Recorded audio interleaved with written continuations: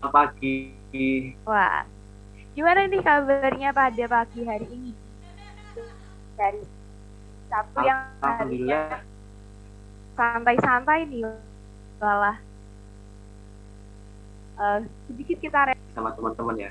ya. Semoga Walaupun nanti weekend nggak apa-apa, tetap semangat. ya tetap harus semangat ya. Nah, dengar-dengar Mas Man sendiri ini sudah mau wisuda. Nah, untuk saat ini berarti masih di Semarang atau sudah kembali ke rumah nih Mas Iman? Masih di Semarang ini.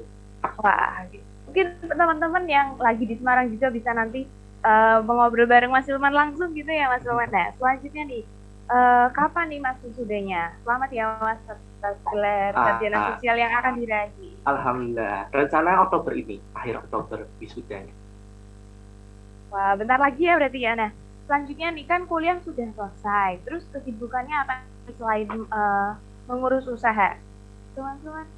Ya, rencana sih pengen ngelamar kerja juga buat istilahnya mengembangkan ya apa yang udah ilmu yang didapatkan selama kuliah gitu. Kayaknya bermanfaat Ya, juga. tetap semangat ya Mas Iman dalam nanti mengurus usaha dan persiapan untuk melamar kerja. Nah, sebelum memulai sesi diskusi kali ini, perkenankan saya Mas untuk menjelaskan nih teknis diskusinya. Nah, pemaparan materi sendiri akan disampaikan selama 45 menit oleh Mas Ilman dan akan dilanjutkan dengan sesi tanya jawab. Nah, untuk teman-teman partisipan nih, silahkan nih mempersiapkan pertanyaan sekeren mungkin, sebaik mungkin agar nanti karena teman-teman panitia ekonomi sharing tahun 2021 ini sudah punya door prize yang menarik nih buat teman-teman semuanya. Monggo Mas Ilman bisa dilanjutkan dengan sesi pemaparan Ya, materi. ini bisa langsung saya screen ya.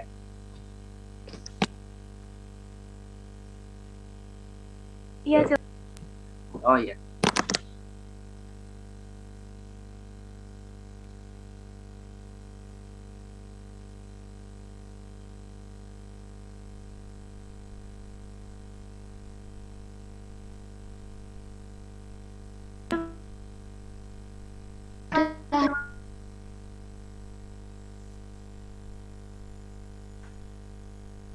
Terima kasih kepada moderator Mbak Givena sudah memberikan waktunya kepada saya.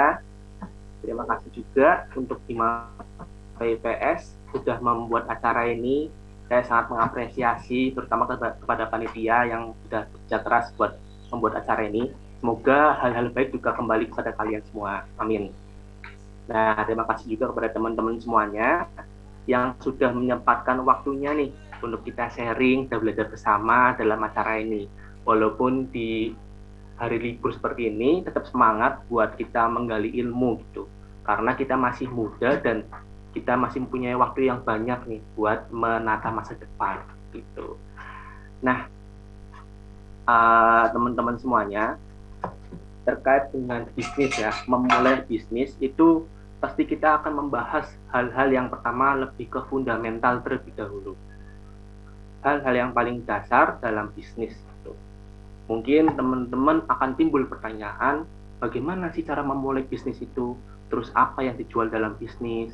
Bagaimana kita meraih modal dan lain-lain.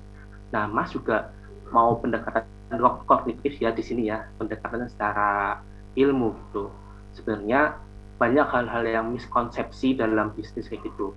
Kadangkala kita memikirkan bahwa apa sih yang dijual dalam bisnis. Nah, ini yang pertama terlebih dahulu, apa yang dijual dalam bisnis? Mungkin teman-teman bisa menjawab ya di kolom chat ataupun bisa langsung speak up nih.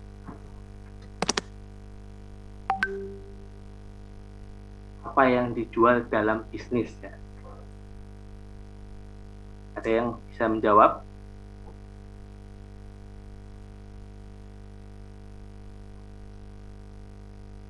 Nah, ada yang jawab nih. Barang, goods, jasa atau service, makanan. Ada yang lain? Inovasi mungkin. Nah, jawabannya baru kepercayaan, produk.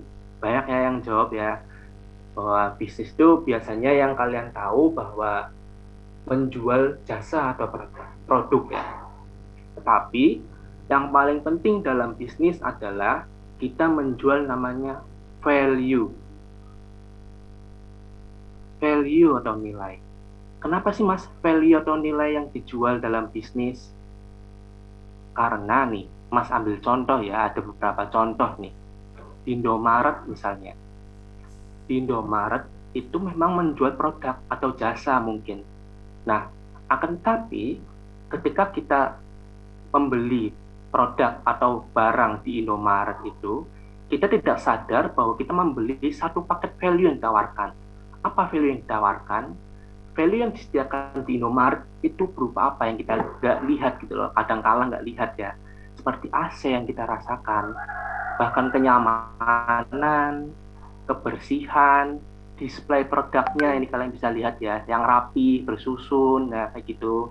Terus bahkan senyum dari penjaga kasirnya dan salam, selamat datang di Indomaret, selamat datang di Alfamaret. Nah, itu yang ditawarkan dalam bisnis bahwa terkait dengan value atau nilai. Memang di Indomaret atau Alfamart itu menjual produk ataupun jasa, tapi berbagai macam value ini itu termasuk dalam satu paket bisnis. Coba bayangkan ketika kita datang ke market ya, akan tetapi marketnya itu panas ataupun displaynya kurang menarik gitu, pasti kita tidak akan kembali kepada market itu kan. Jadi bagaimana kita memberikan pelayanan yang baik dalam berbisnis gitu. Terus yang kedua, ini ada gambar tas ya sama jam. Kalian tahu ya merek brand ini. Kalau kita lihat bahwa ketika kita membeli jam dan tas, pasti kita memikirkan fungsi daripada barang itu. Akan tapi di sini kalau kita lihat bahwa Rolex atau Louis Vuitton ini harganya mencapai 254 miliar. Nah, kalau dipikir-pikir ya, ngapain kita beli jam mahal-mahal kayak gitu? Ngapain kita beli tas mahal-mahal kayak gitu? Seharusnya kan kita bisa menyimpan barang, kan tas usia kan menyimpan barang ya, bisa menyimpan barang di tote bag ataupun kresek lebih murah. Kalau lihat jam, ngapain kita beli jam yang mahal-mahal kayak gini? Nah, yang dijual Rolex maupun Louis Vuitton ini, yang dijual adalah status sosial. Jadi ketika orang itu membeli barang itu, mereka merasa status sosialnya meningkat gitu.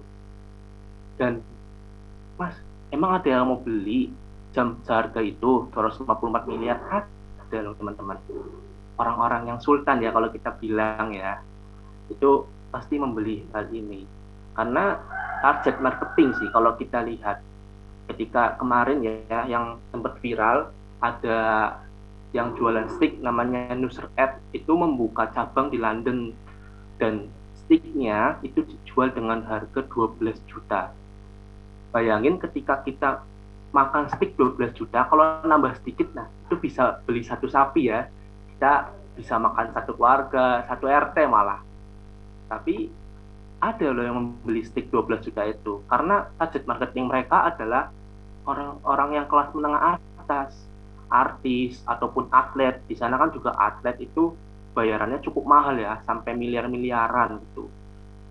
Jadi yang dijual value atau nilainya itu adalah status sosialnya. Kalau kita melihat fungsi, jam ada yang lebih murah. Bahkan di HP juga kita udah satu paket kita bisa melihat jam. Tas bisa diganti dengan kresek ataupun tote bag kayak gitu ya. Nah itu yang dijual status sosialnya. Terus ketika kita datang ke bioskop misal, apa sih yang dijual dalam bioskop itu? Mungkinkah filmnya ataupun popcorn ataupun apa dan lain-lain. Ya memang itu produknya, barangnya atau jasanya, tapi yang dijual dalam bioskop ini adalah rasa emosional. Ketika kita datang ke bioskop, kita nonton film komedi misal, kita akan tertawa dan ikut senang gitu. Terus nonton film horor, kita akan merasa takut. Terus nonton film romantis dengan pacarnya misal, nah semakin berbunga-bunga gitu kan ya. Nah yang dijual itu adalah emosionalnya di sini. Jadi inilah yang dalam bisnis yang pertama kali kita buat dulu adalah value. Bukan kita memikirkan aku mau jual apa ya, barang apa, terus jasa apa misal, enggak. Value terlebih dahulu. Jadi cari value terlebih dahulu, baru temukan solusi. Mas, Gimana sih cara menemukan value? Ya kita riset dulu, riset di lapangan. Masyarakat ini butuhnya apa sebenarnya. Jadi ketika kalian menjual barang yang ini aku banget nih, aku suka, misal aku suka baju ini, ya aku jual, misal enggak. Yang dibutuhkan ya kan konsumen itu kan, yang konsumennya yang beli kan masyarakat. Jadi pastinya kita lebih dahulu mementingkan konsumen. Jadi apa yang diinginkan dari konsumen terlebih dahulu. Baru kalian temukan solusinya nih. Gitu. Nah, ini sedikit gambaran ya terkait dengan apa yang jual dalam bisnis. Bahwa yang dijual dalam bisnis adalah value dan nilai. Nanti Mas akan berikan contoh di kebab pisang Mas ya. Nah, value-nya itu apa, terus bagaimana dengan cara memulai bisnisnya kayak gitu. Tapi nanti ini dasar-dasar lebih dahulu, fundamentalnya terlebih dahulu. Ini Mas kecepatan nggak nih ngasih materinya atau gimana? Kedengaran ya? Kedengaran, Mas.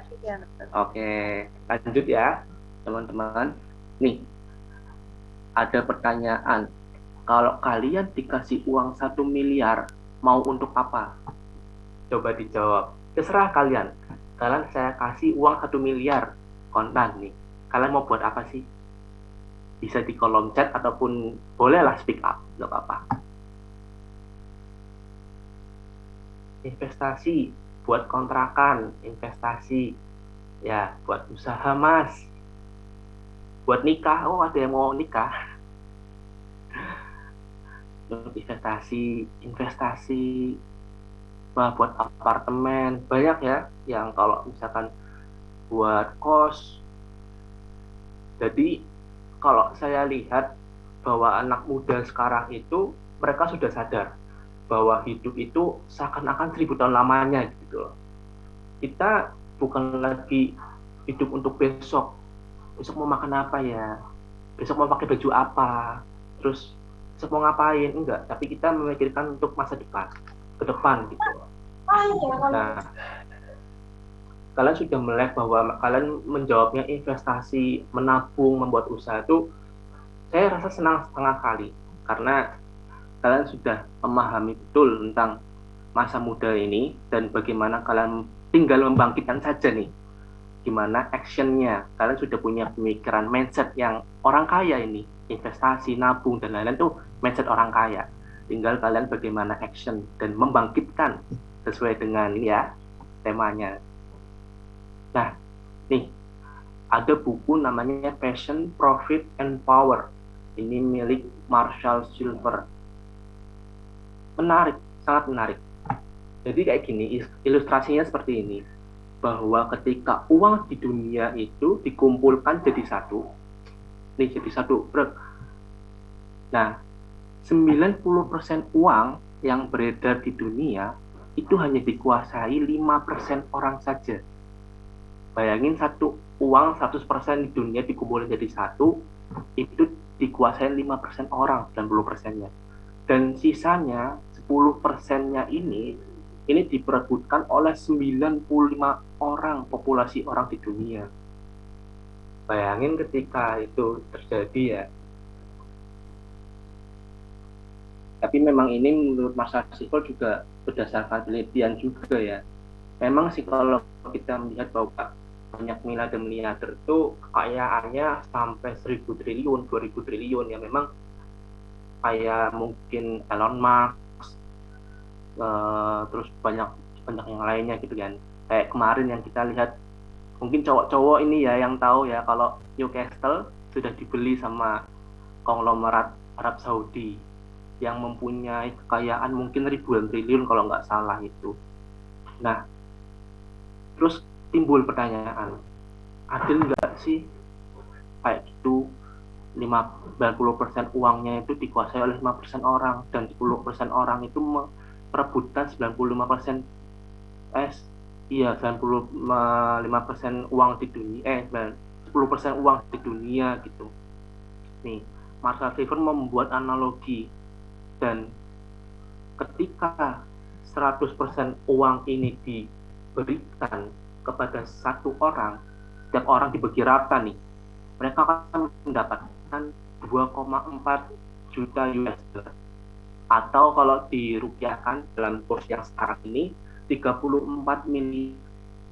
Jadi kalau saya tanya cuma 1 miliar, orangnya ini 34 miliar. Kalau uang di dunia dibagi rata, bayangin 34 miliar satu orang.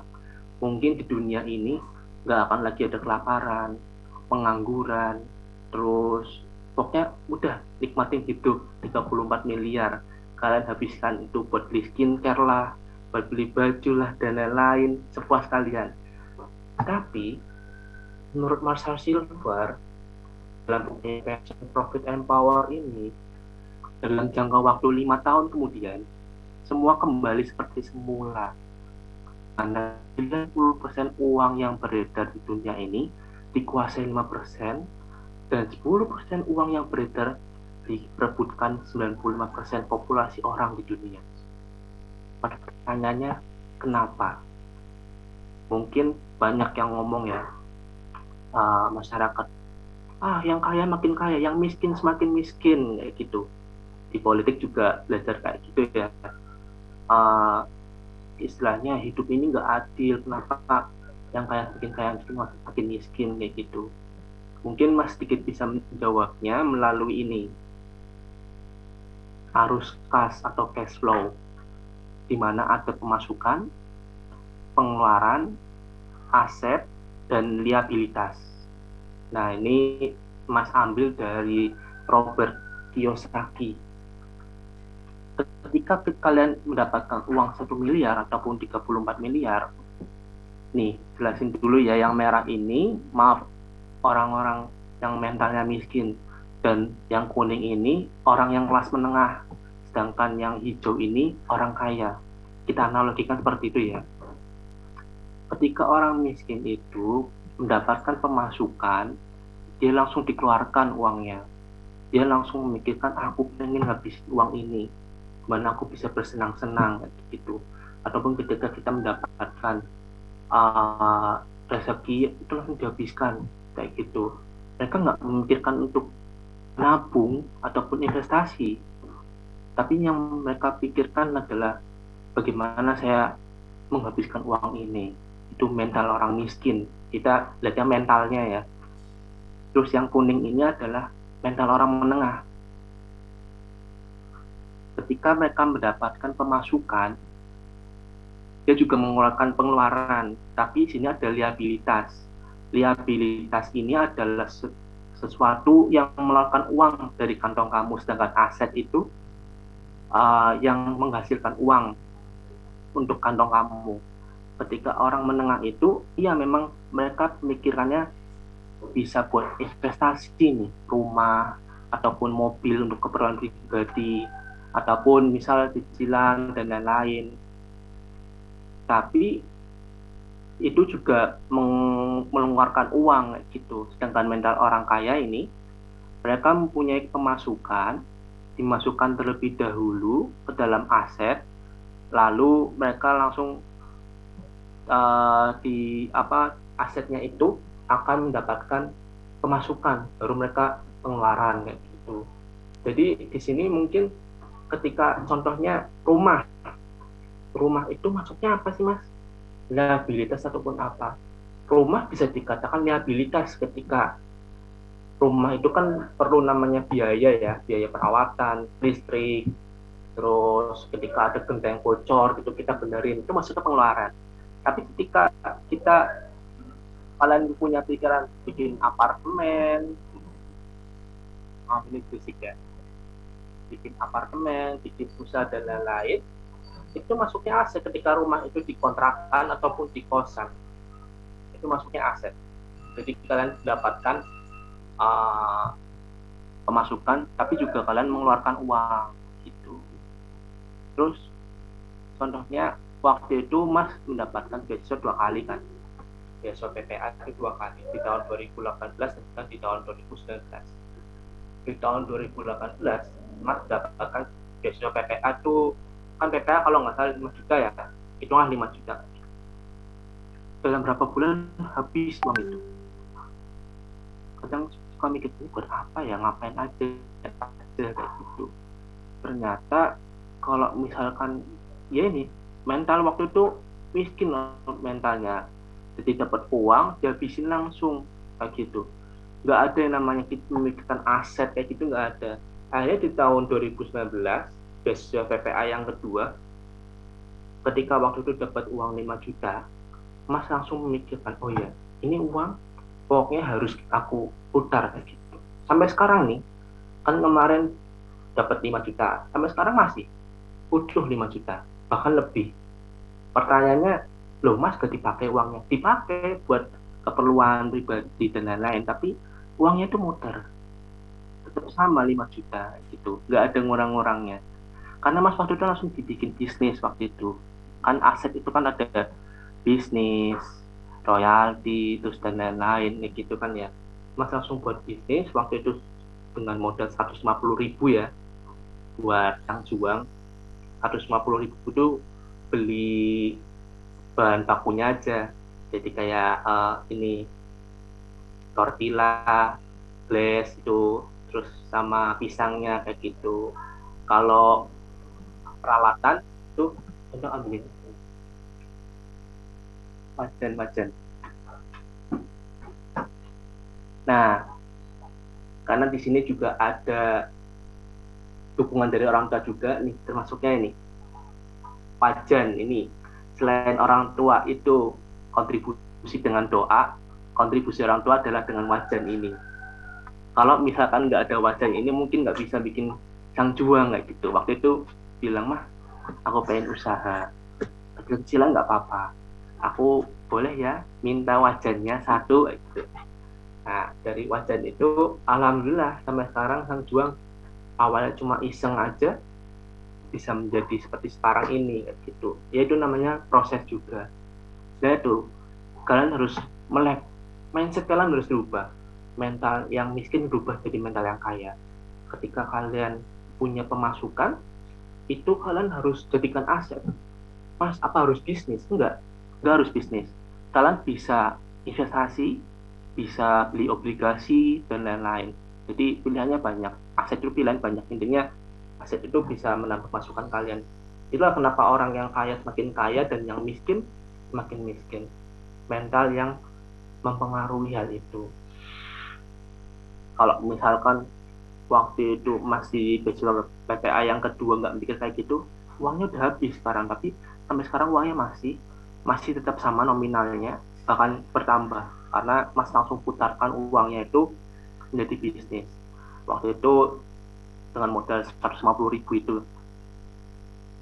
gitu. Terus lanjut ya, kenapa sih Mas harus sekarang? Kenapa sih?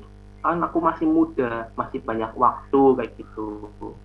Terus masih pengen main-main dulu, pengen istilahnya nggak mau memikirkan yang berat-berat. Kan apa masih apa ya istilahnya?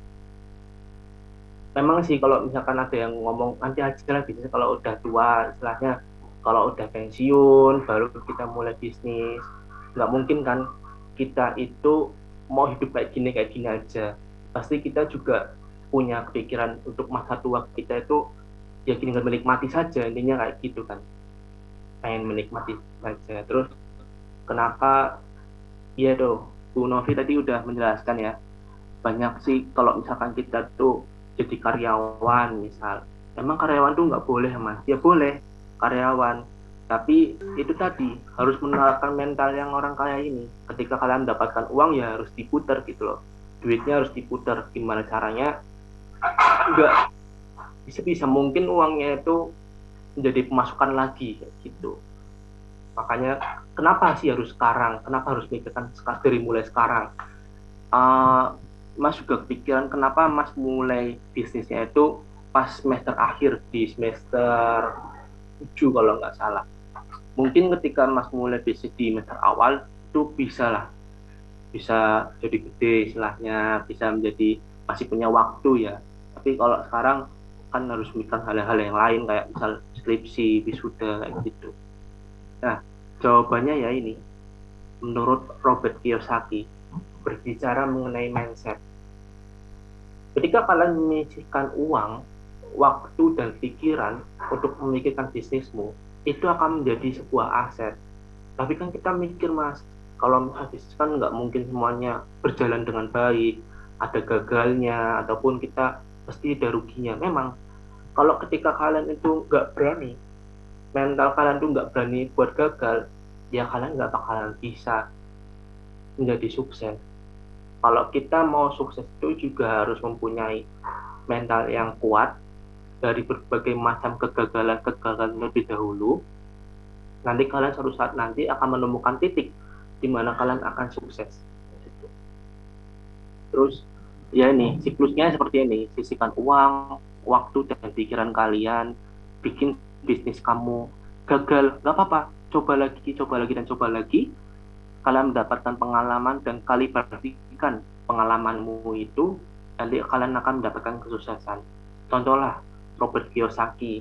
Di sini Robert Kiyosaki sekarang mempunyai kekayaan 1 triliun rupiah. Dia juga membuat buku Ayah Kaya dan Ayah Miskin dan menjadi bestseller. Apa itu buku Ayah Kaya dan Ayah Miskin? Bukankah warisannya, bukan, tetapi mindsetnya yang diwariskan. Ayah Kaya itu adalah ayahnya Robert Kiyosaki. Ayah Robert Kiyosaki itu bukan ibaratnya yang miskin-miskin ya, dia juga punya pekerjaan dan jadi pendidik di Amerika, di Hawaii waktu itu. Dan dia tanya kepada ayahnya, di umur 9 tahun itu dia menanyakan kepada ayahnya, gimana aku caranya menghasilkan uang gitu. Lalu ayahnya berkata, ya kamu kuliah, kerja, kayak gitu. Udah, jawabannya seperti itu aja. Jadi bagaimana kamu tuh bekerja untuk uang. Tapi kalau misalkan yang ayah miskin tuh ayahnya temennya ya, namanya Mike gitu. Dia bertanya kepada ayahnya Mike, bagaimana aku menghasilkan uang? Caranya ya biarkan uang itu menghasilkan uang lagi. Jadi ayah Mike ini menanamkan mindset ke Robert Kiyosaki agar ketika kamu bekerja itu akan ada waktunya kamu tuh pensiun ya, lelah dan lain-lain. Makanya kamu harus menyiapkan hal-hal itu. Gimana caranya kalian itu membuat aset, membuat investasi dan lain-lain. Nah, Robert Kiyosaki melakukan hal itu. Ini kita bisa pikirkan dari mulai sekarang gimana caranya kita itu menanamkan mindset yang masa depan kayak gitu ya. Dari Robert Kiyosaki mungkin kalian ke depan bisa menjadi motivator-motivator ataupun istilahnya bisa menanamkan ya nilai-nilai itu dalam diri kalian kayak gitu. Terus Robert Kiyosaki juga sekarang ini dia kalau lihat di YouTube selalu mengadakan pelatihan untuk anak-anak muda gitu. Dia menjelaskan ke anak-anak muda bahwa anak muda sekarang itu selalu fokus sama tujuan. Kenapa sih kita harus fokus sama tujuan? Kalau kita terlalu fokus sama tujuan, kita akan ya berbagai macam hal itu, entah itu baik ataupun buruk, pasti akan dilakukan kalau kita fokus sama tujuan. Tapi fokus sama proses gitu. Kalian harus yakin bahwa proses itu akan ada hasilnya nanti. Bahwa proses itu pasti akan ada ujungnya. Ya ini, gagal-gagal dulu, baru kita akan dapatkan sukses kayak gitu. Nggak mungkin ketika semua orang langsung sukses ya semua orang jadi orang kaya gitu kan. Tapi kan di sini punya proses. Jadi ketika kalian itu fokus sama tujuan, yaitu tadi kalian akan menggunakan berbagai macam hal, entah itu baik ataupun buruk kayak gitu.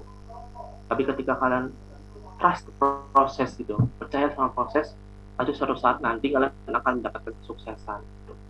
Itu awal ya. Jadi fundamental dalam berbisnis itu yaitu tadi mindset terutama. Jadi mindset terbaru ketika ya yang sudah melakukan bisnis kayak gitu banyak sekali kegagalan ataupun kayak gimana, nggak masalah, lakuin itu semuanya dan kalibrasikan itu semua menjadi satu hal yang nanti kalian pasti yakin bahwa kalian akan sukses kayak gitu.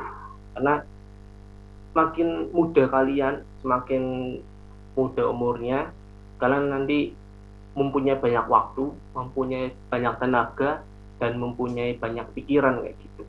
Untuk kedepannya kalian bisa menyiapkan ya berinvestasi, membuat usaha nggak apa-apa, ataupun tadi ya menanamkan aset itu dalam bentuk royalti, misal obligasi dan lain-lain. Nih, aset dan liabilitas, kenapa orang yang kaya semakin kaya dan orang yang miskin semakin miskin? Itu jawabannya. Terus coba ceritakan dong bisnis kalian tuh, keinginan bisnis kalian tuh apa? Nanti Mas akan membantu kalian menganalisis bisnis kalian tuh. Boleh satu orang, dua orang nggak apa-apa. Jadi nanti Mas sistemnya akan memberikan ini ya, materi sekaligus menganalisis bisnis kalian gitu. Mungkin ada yang kepikiran, Mas aku pengen bisnis ini tapi masih bingung dan lain-lain.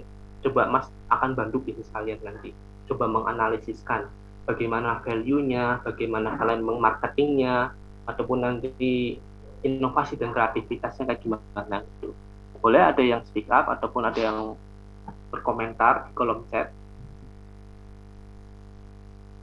Nah, silakan nih teman-teman partisipan yang ingin bertanya, yang ingin menyampaikan pendapatnya nih, monggo bisa